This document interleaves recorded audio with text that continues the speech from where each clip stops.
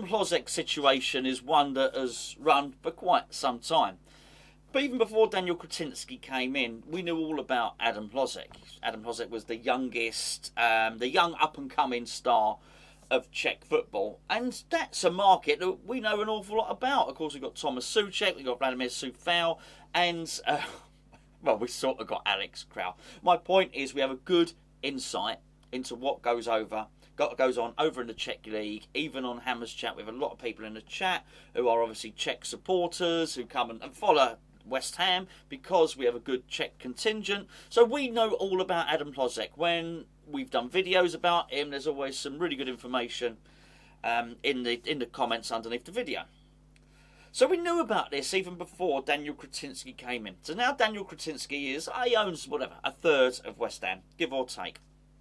Daniel Kretinsky also owns 40% of Sparta Prague. Sparta Prague is where Adam Hlozek was playing. So put two and two together and you come to the conclusion that West Ham will be getting Adam Hlozek. Well, it hasn't happened like that. In case you don't know, he's just signed for Bayern Leverkusen. I say just signed. Transfer window hasn't opened. When the transfer window opens, he's going to sign for Bayern Leverkusen for 22 million euros, 18 million quid, something like that.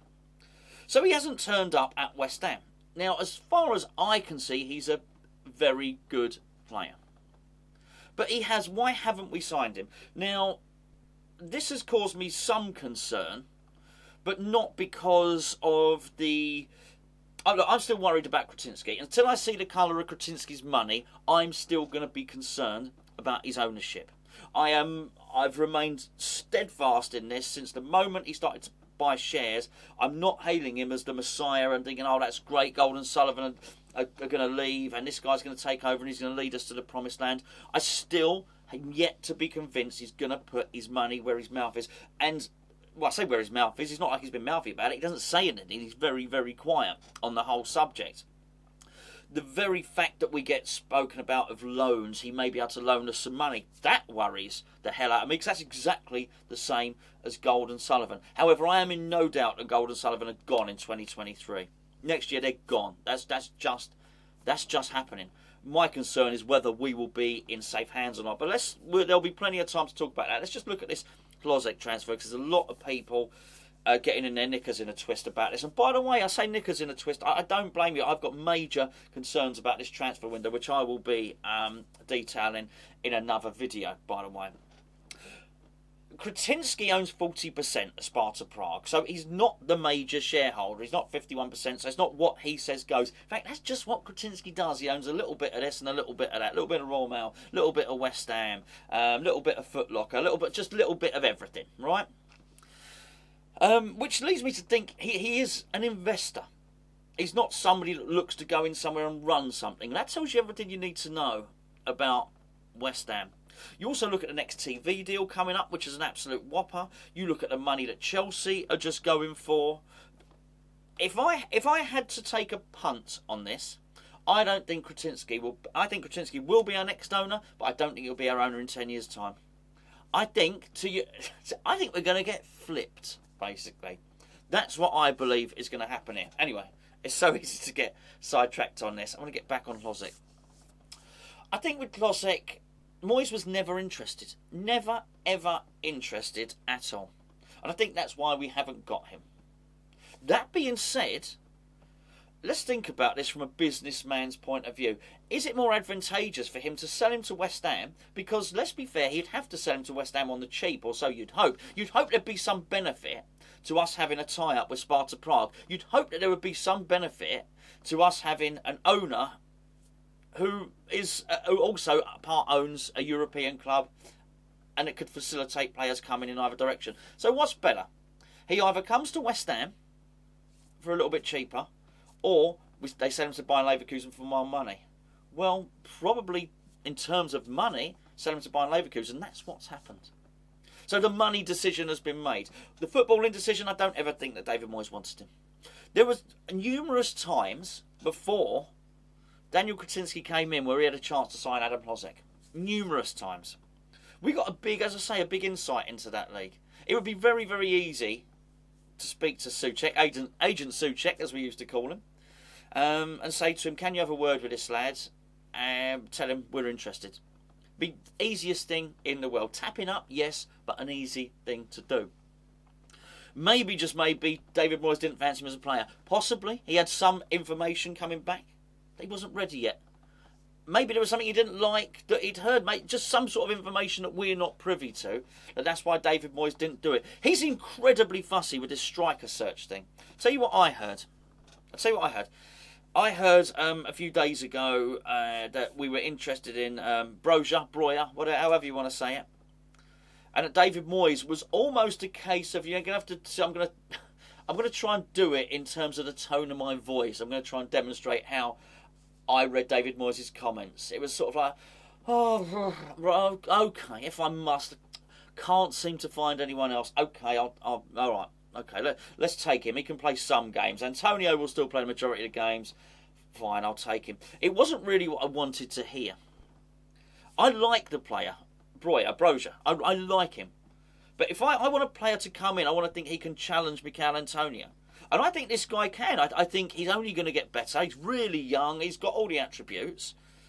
I don't want some sort of half-assed reluctance from the manager, because I think that's what we got with Ben Rama. It's a case of, oh, well, I couldn't get Eze. Okay, fine, bring him in. And we've seen what happens there. And that worries me. That really does worry me. With the Hlozek one, I just wonder if it was the same thing. Thinking, no, I think he's got a lot of the attributes. He's strong, he's fast, he's technically good, he can operate wide, he can operate through the centre. Sounds a bit like Antonio, doesn't it? Good height as well, 6'1", something like that, so decent in the air. Weird one, seems not to be interested, and I'll get to that. I'm sort of, you'd have to excuse me, I'm sort of going from one video to another, which I want to do, which is David Moyes' reticence and reluctance in a transfer window. On this one, on Hlozek, I just think it was a no. I think he was offered him and he said no. No, I don't want him. Thank you very much indeed. Again, that worries me, because surely, bearing in mind there is an open avenue of an easy transfer to be made, surely Adam Hlozek, even if you don't think he's the world's best player, even if you don't think he's going to become Zlatan Ibrahimovic, right? Surely that's better than nothing. Because he won't use Perkins off the bench. So sure, just bring him in. He can play in a number of positions. That's better than nothing, right? Because at the moment, it is nothing. And this whole pursuit of Darwin Nunez, I want to just nail this down right now. Because, again, this will go on to another video, but we were never, ever going to get Darwin Nunez. Darwin Nunez didn't want to come to West Ham. Here's the narrative now that you will hear being said. It's not true. Why didn't we get... This is the narrative. Why didn't we had a chance to get Darwin Nunez in January? We didn't get him there. Then he was 50 million. Now he's 70 million. The chance has gone. It was never there. He wasn't interested in coming to West Ham. It's not like Darwin Nunez was beating on the president of Benfica's door saying, let me move to Stratford. It wasn't happening. He was happy where he was. They were still, at this point in January, Benfica was still in the knockout rounds of the Champions League. He had no desire to come to West Ham. So whether it was 50 million now and now it's 70 million, West Ham didn't miss out because he wasn't interested. He was never coming. It's a frustration. I understand the frustration. The frustration is everyone's now expecting West Ham to miss out in the transfer window, or to any number of players, right? But that's not one of them. But here's what I am frustrated with about that, is that David Moyes still pursues him. David Moyes still wants Nunez. We've seen this before. I'll tell you what it is. The exact same pattern, right? He's not in a position to turn his nose up at Hlozek. Not in a position to turn his nose up at Broja. Because the guy he thinks he's going to get, he ain't going to get. He's not coming to West Ham. I'll give you the other guy's name, Youssef En-Nesyri, exactly the same. Exactly the same. He went, one of the few players David Moyes has spoken publicly about and said, yes, we are interested. He came out, En-Nesyri came out and said, really happy in Spain. I'm settled, my family is settled. You know, I like it here. We're playing European football. My family is settled, kids are settled in school. He couldn't have been any more plain. But we still went back in for him. even if you manage to pull that transfer off, you're still going to be getting a player who's unhappy. Why? Because his kids are unhappy. I don't know what words you think you can say to somebody to convince them. When someone said to you, my family are happy here, my children are happy here, what words are you going to say to somebody to convince them to put their children in an unhappy situation? There are no such words. Any father worth his salt is going to turn around and say, no, mate, this is it. Yet we still went back in for him. And this worries me because we wasted a window doing it. No, we're going to get a Nesri. We'll get a Nesri. We'll keep going for a Nesri. We'll get him. Well, we didn't. And that sort of turning your nose up at Breuer, if we must attitude, don't like that.